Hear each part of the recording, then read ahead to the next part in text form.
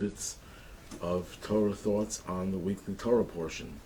This week, Shabbos, right after Yom Kippur, we read the Parsha of Hazinu, second last to the whole Torah, and it's also, of course, the Shabbos before the festive holiday of Sukkot, or Sukkot.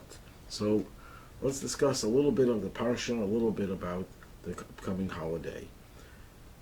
In the beginning of Hazinu, we read of the very last mitzvah of the Torah. In fact, last week was the last two mitzvahs were mentioned. The mitzvah of Hakhel, of gathering Jews in the post-sabbatical year on the holiday of Sukkot, for the king to read the Torah for them, a reenactment of what happened in Mount Sinai. And the very last mitzvah was writing of the Torah scroll. So how do I now say that the last mitzvah is in this week's parsha? Well, there are two opinions. One opinion, the opinion of Rambam, Maimonides, is that the last mitzvah is to write a Sefer Torah. But Nachmanides, another great sage of the 13th century, Rambam was of the 12th century, maintained that no, the last mitzvah is mentioned at the very beginning of the parsha, where in the song of Hazinu you have the words Shem Hashem Ekra Havo Gadol Elokeinu. When I call out the name of God, ascribe greatness to our God. What does that mean?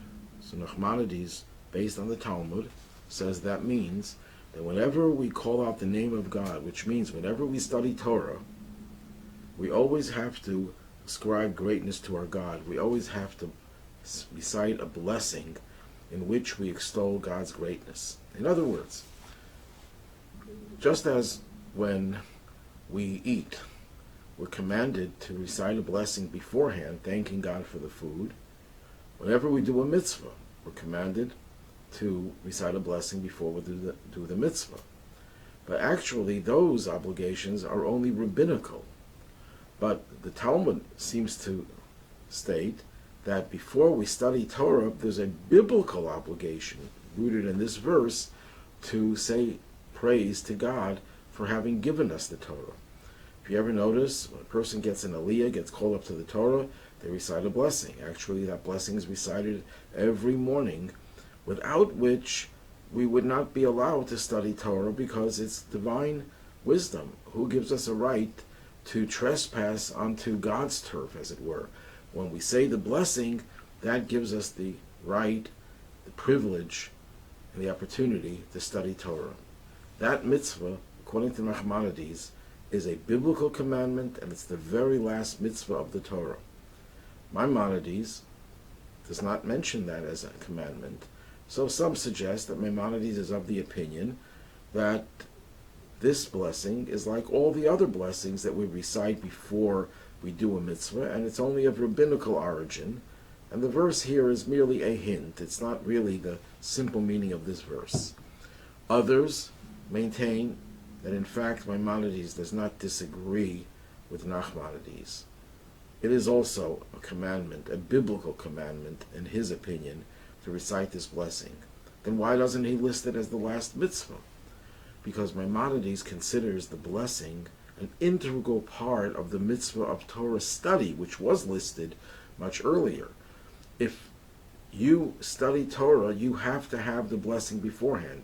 And the message that conveys is that Torah is so precious, it's unimaginable that you could just open up a book and read it without first acknowledging that this is divine wisdom, which is what happens when you say the blessing.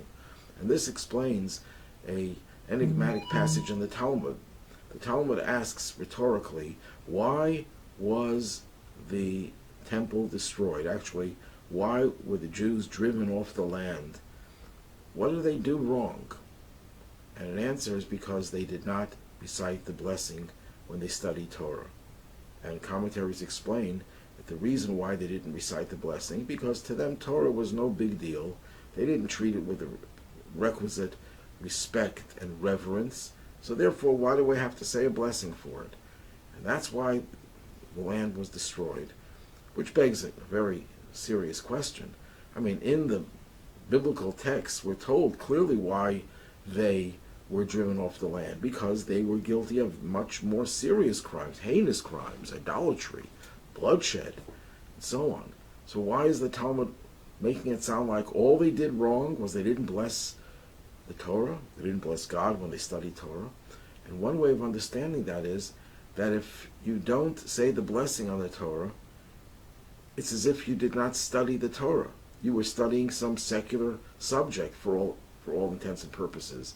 Without the divine element that is expressed through that blessing, Torah loses its character. Had they studied Torah properly, that would have protected them. That would have shielded them from all of these terrible transgressions that caused them to degenerate to the abyss.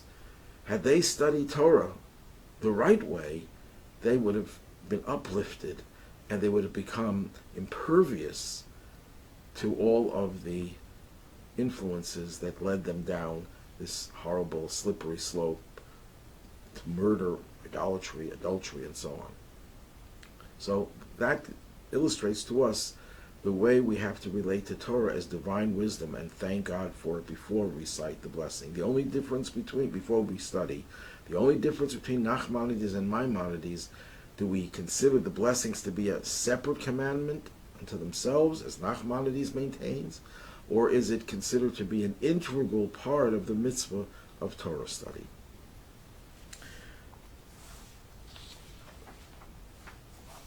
A little bit later, in this song of Hazinu that Moses is singing, we have a lot of enigmatic verses and a lot of insights. A little bit later, in chapter 32, verse 18, it says, "You ignored or you forgot the rock who gave birth to you, and you forgot God who brought you forth." What are these two forgetfulness? Well, the Dubno Maggid, known for his parables, gave the following parable. There was a man who had many creditors, and they were really driving the debtor crazy. He didn't know what to do. One of the creditors was a good friend of his. So he thought, I'll ask him for advice. He comes to the creditor and he says, I don't know what to do. Everyone is hounding me. They're harassing me. They're making it impossible to live. Life has become intolerable. What do I do? And his friend said, I'll give you some advice. Whenever a creditor comes to you, act as if you're insane. And once they see that you're insane, they'll just feel bad for you and they won't bother you anymore.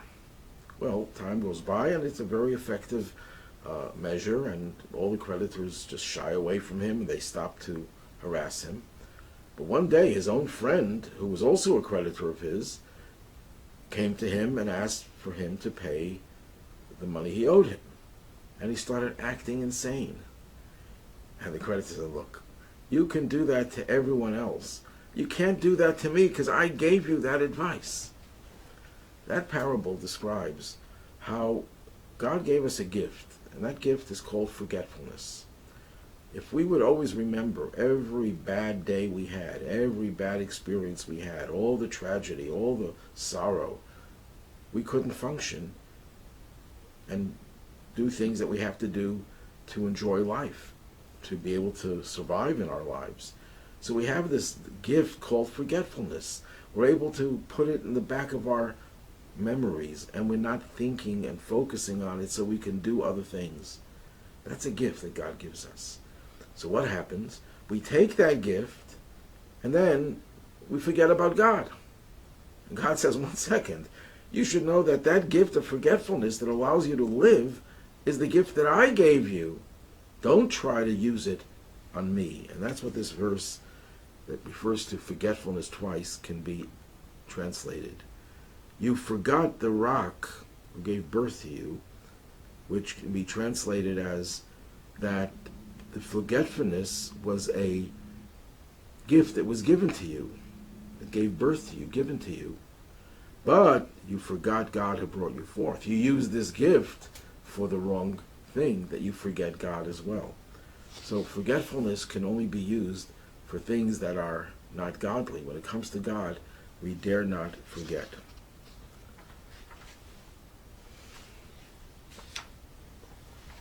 Let's go to the end of the portion, and then we'll talk a little bit about the holiday of Sukkot. Near the end of the section, it talks about what Moses did together with Yoshua. It says, Moses came and spoke all the words of this song in the ears of the people, he and Hoshea, son of Nun. All of a sudden, his name goes back to its original form. Instead of Yehoshua, it becomes Hoshea. What happened? Why is his name changed? Again, reversed. If you remember in the story of the spies, Yehoshua was one of the 12 spies, and Moses said to him, may God protect you from the counsel or the conspiracy of the spies. And he changed his name from Hoshea to Yehoshua, added on the letter Yud. So that was his name, and that's how he's referred to throughout the Torah. All of a sudden here he becomes Hoshea. So one of the commentaries explains that why did he add the Yud to Hoshea's name to turn it into Yehoshua? Because when he saw Hoshea's humility, he wanted everyone to know how special he was. This is one interpretation of that. So he added the letter Yud, which is the smallest letter in the Hebrew alphabet, which indicates this man is totally humble. That is something that had to be accentuated at that time. But now that Hoshea is going to be the new leader to take the Jews into the land of Israel and to guide them and lead them, Moses says, no, this is not the time to act humbly. A leader has to be strong, has to be firm, has to stand upright and demand that people follow what he says. Yes, he's still humble in his heart. He knows his own lowliness, but he cannot display this humility to the public. Otherwise, they will not respect him and they will not follow his counsel and his dictates that are dictates of the Torah, essentially. So in a time of leadership, he changes it to Hoshea, or changes it back to Hoshea. A little bit later in the Torah, closer to the end,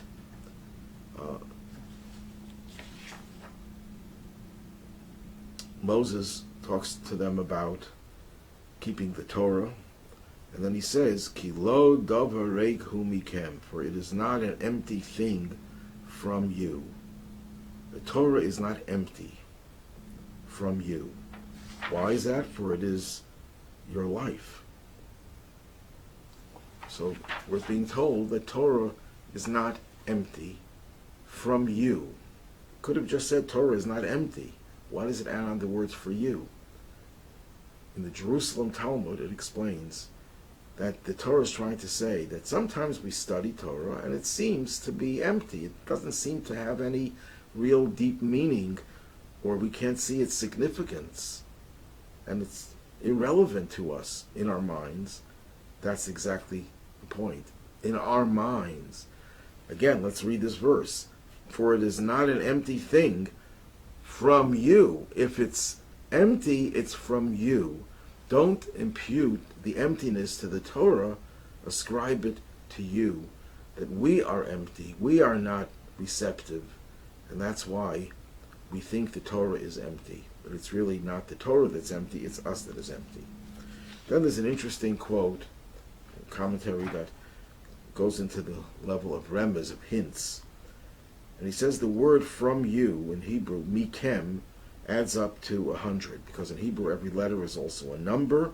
So mikem is 40, 20, and 40, which gives us 100. And what is that alluding to? The Talmud says that a person who studies his teaching 100 times is still not really serving God. 101 times, that's a different story. What is that all about? In those days, they didn't have texts. The Torah was transmitted orally, except for the 5 books of Moses and the biblical scripture, and therefore they had to remember everything. You can't remember things if you're an ordinary person, or even a smart person, just by studying it once or twice or 3 times. So they would actually review every teaching that they had learned 100 times. That was the norm. Well, if you just follow the norm, you just do what is comfortable, that's not called serving God. That's called doing things by rote. There's no service involved. There's no sacrifice involved. But if you add one more time, which is not the way people did things, you broke that barrier. Even if it's one more time, that's called serving God. That's the point over here. The word from you adds up to 100. It's not an empty thing. When is it empty? When does the Torah lose its true value, mikem, 100, when you're only studying Torah according to your own schedule that makes you feel comfortable? But as soon as it starts hurting, as soon as it starts requiring some sacrifice, going beyond the norm, and of course this doesn't have to only be applied to 100 or 101, anything that we do that goes beyond is considered to be a higher level, an ideal level of Torah study that's not empty. Because if it's just following your pattern, your habits, then there's an emptiness in that knowledge of Torah. We're right before the holiday of Sukkot. Sukkot, or Sukkot, is when we dwell in a temporary dwelling place. That means we can have 4 sturdy, solid walls, even in our own homes, but the roof has to be covered with branches that are detached from the ground, and we dwell in that for 7 days. Actually, in Israel, it's 7. Outside of Israel, it's for 8 days. And what do we do in the sukkah? Primarily, we eat in the sukkah. Some people even sleep in the sukkah, but that's a subject unto itself. And we make our lives, our dwelling, outside of the home, to the extent that is reasonable, into the sukkah, especially our meals. What is the significance of the sukkah? So it has many different levels. Number one, first and foremost, it reminds us of the miracle of the Exodus. When God took us out of Egypt, He settled us in the desert by providing booths for us. That's one opinion. So to commemorate the way we were provided for, we have a sukkah, which is a temporary dwelling place, reminiscent of the dwelling places in the desert. But then there's another opinion that says it's much more than that. Not only did we have huts to live in, we were surrounded by what is called Ananei HaKavod, clouds of glory. And these clouds were not just clouds, but they did a lot of different things. Number one, they protected the people. Any arrows that were shot into the camp was deflected by these clouds. Number two, it leveled the mountains, except for Mount Sinai, and also the mountains where Aaron and Moses were buried. But all the rest of the terrain, which was normally mountainous, was leveled, so it shouldn't be hard for them to travel. It also provided climate control. The desert is hot during the day, extremely hot, and extremely cold at night. There was complete climate control, perfect climate, as a result of these clouds. It also killed all the dangerous creatures, snakes, scorpions, so no one could be harmed. It also laundered their clothing. That's the first dry cleaning that was done to the Jews when they were in the desert by these clouds. And another miracle was that their clothing grew with them. The clouds provided the clothing with the ability to expand to accommodate the changes in their contours as they grew older and bigger in whichever direction they grew. So these clouds of glory were one of the great miracles, and it said that it was in the merit of Aaron. The food, the manna, was in the merit of Moses, and the water provided miraculously in the desert was in the merit of Miriam. At any rate, we commemorate those clouds of glory by sitting in the sukkah. And if you really think about it, these two opinions reflect two areas in which we have to be grateful to God and acknowledge His presence. Number one, in the natural way of living, huts are a natural shelter, and also we have to thank Him for the supernatural, for the miracles that happen, and one does not take away from the other. So that's the simple understanding of the sukkah. But then we're also told by the scholars, the mystics, the Kabbalists, Hasidic masters that Sukkot is actually a continuation of Rosh Hashanah and Yom Kippur. Rosh Hashanah and Yom Kippur, we beseech God, pray to Him, asking Him for forgiveness, asking Him to become our King, asking Him to be involved in this creation. These are solemn days, and we don't necessarily get an answer on Rosh Hashanah and Yom Kippur. We know that it's going to be a good verdict. We have that confidence. But Sukkot is when we get the answer, and God takes us into His embrace. That's what the covering of the Sukkah symbolizes, God's providence, but we're enveloped by the Sukkah. In fact, there's only one mitzvah. All of Judaism involves different parts of our bodies, different actions done with different parts of our anatomy, like we give tzedakah with our hands and so on. There's one mitzvah that envelops the entire human being, including his clothing and even his boots. And that's the mitzvah of sukkah. You go into the sukkah totally, and there's no other mitzvah. And I know someone's going to say, well, what about a mikveh? A mikveh you also immerse yourself in totally. If you have one hair sticking out, the mikveh does not purify. But there are several differences. Number one, how long could you stay in the mikveh? Hopefully not too long, just some seconds, holding your breath under the water. Sukkah, you live in. You're there for 7 days. You can go out of the sukkah, but you're constantly going in and making that your home. That's one major difference. Another major difference, the mikveh, you don't go in with your clothing. You go in without clothing, whereas the sukkah, you go in the way you're dressed. It means it envelops a part of you that is connected to the outside world. Your clothing, anything on you that's not necessarily expressive of your humanity, it's additional things that you attach to yourself, they are also enveloped by the sukkah. And that is unusual. We don't have that for any other mitzvah, including the mikveh, which does not involve the clothing. And it's only for a few seconds that we are in the mikveh. So the sukkah is a holiday of totality, a holiday that envelops the total person and takes the energy that was generated on Rosh Hashanah and Yom Kippur and translates that into our own lives. So what's hidden on Rosh Hashanah is revealed, and Yom Kippur is revealed on Sukkot. And it's interesting that the key mitzvah of Rosh Hashanah is sounding the shofar. How many notes do we have? We have 100 notes, and the word for the sukkah covering, schach, numerically adds up to 100.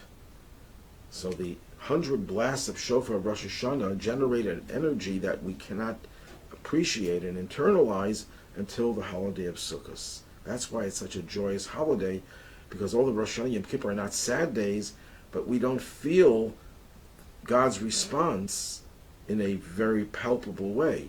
Sukkot is when we feel God's closeness, and therefore we rejoice. And the climax of Sukkot, of course, is Simchas Torah, when the joy becomes unbounded. As the days progress, the joy gets stronger and stronger and stronger. But the truth is that Rosh Hashanah, Yom Kippur, and Sukkot are not 2 or 3 distinct holidays. They're one continuum. And Sukkot is also the symbol of peace, unity, where everyone comes in, regardless of your station in life. You're part of the same sukkah.